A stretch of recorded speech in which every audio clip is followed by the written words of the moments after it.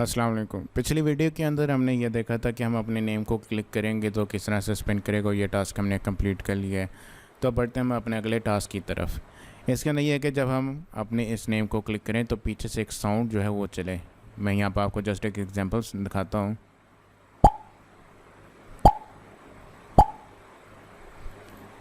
इस तरह से जो है ये टास्क अब हम करेंगे। तो चलती हैं एम ब्लॉक की तरफ।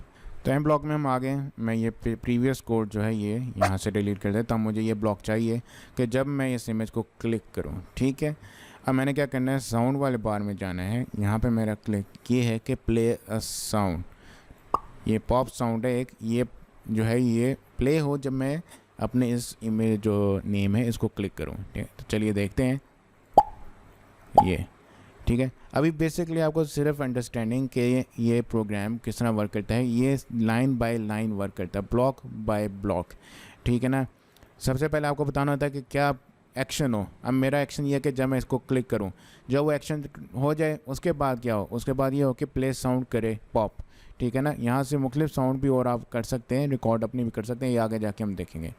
तो ये टास्क जो है ये भी हमारा कंप्लीट हो गया है।